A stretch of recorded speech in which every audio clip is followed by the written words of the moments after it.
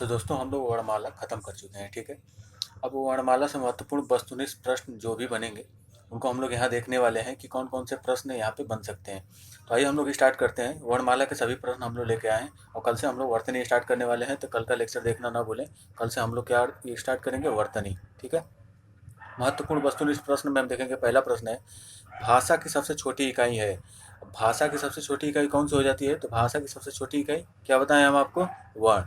यहीं से स्टार्ट किए थे हम लोग। तो आप एक बार लेक्चर पूरा देख लीजिएगा, जो भी उसमें प्लेलिस्ट के अंतर्गत आपको हिंदी के लेक्चर पड़े हुए हैं उनको आप देखिए, वहाँ पे सब कुछ आपको क्लियर हो जाएगा। तो भाषा की सबसे छोटी इकाई है वर्ण।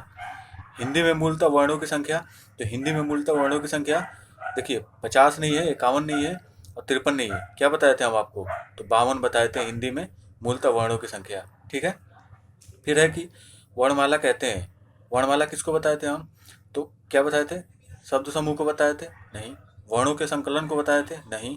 शब्द गणना को बताए थे? नहीं। तो क्या बताए थे? वर्णों के व्यवस्थित समूह को ही क्या कहते हैं? वर्णमाला कहते हैं, ठीक है। वर्णों के व्यवस्थित समूह को ही वर्णमाला कहते हैं। फिर नेक्स्ट प्रश्न हम देखेंगे, क्या ए ए, जो ए ए हैं, ठीक है, ए ए वर्ण क्या कहलाते हैं?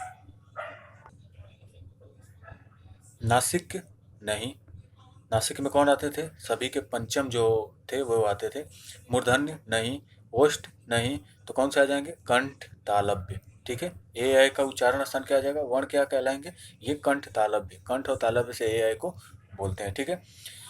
स स स ह कौन से व्यंजन कहलाते हैं? ठीक है। प्रकंपी कहलाते हैं? नहीं। स्पर्शी कहलाते हैं? नहीं। स्पर्श संघर्ष कहलाते हैं? नहीं। तो कौन से कहलाते हैं? संघर्षी कहलाते हैं, ठीक है। तो स स स ह कौन से व्यंजन कहलाते हैं? संघर्षी कहलाते हैं, ठीक है। इन्हीं को ऊष्मीय भी कहते हैं, ठीक है। फिर आगे देखेंगे हम लोग, इनमें से संयुक्त व्यंजन कौन सा है? ठीक है, संयुक्त व्यंजन बताना है आपको।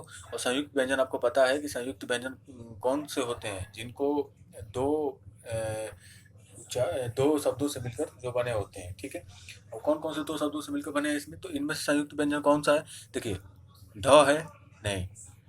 ये? नहीं। अज्ञा, ठीक है। और ये कौन सा है?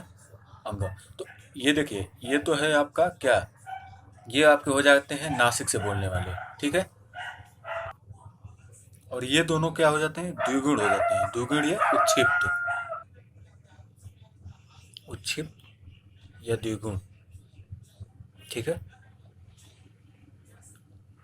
तो इसमें संयुक्त व्यंजन कौन सा है? संयुक्त व्यंजन हो गया आपका अज्ञा। और ये किससे किससे मिलकर बना है? तो आप ये ध्यान रखिए कि जो ये बना है, ये बना है आपका आधा ज पे हलंत रहेगा और प्लस इया, ठीक है। इससे मिलके बना है आपका ज्ञ। आपको पहले बता चुके हैं हम। उसके बाद देख रहे होंगे कि कछा वर्ण किसके योग से बना है, ठीक है।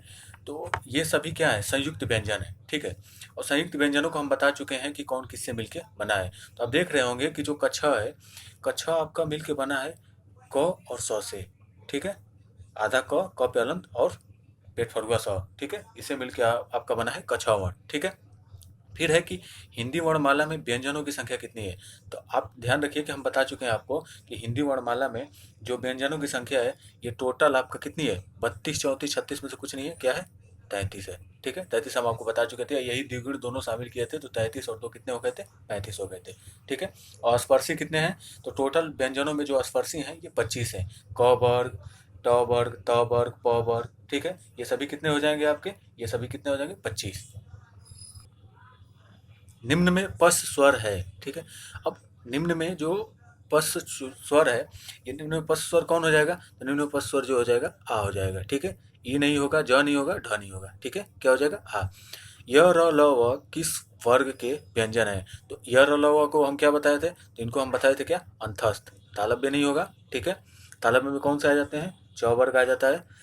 उसके बाद उसमें नहीं होगा, उसमें आपको बता दिए स स स। और होस्ट नहीं होगा, ये होस्ट में प प ब भ म आता है, ठीक है।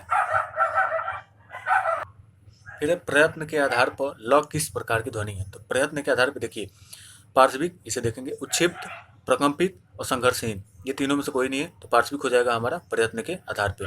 और अगर लुंठित पूछे आपसे, तो लुंठित किसको कहते हैं? र को कहते हैं। र को क्या कहते हैं? लुंठित कहते हैं। ठीक है, और पार्श्विक क्या हो गया? ल हो गया। निम्न में से कौन अयोगवाह है?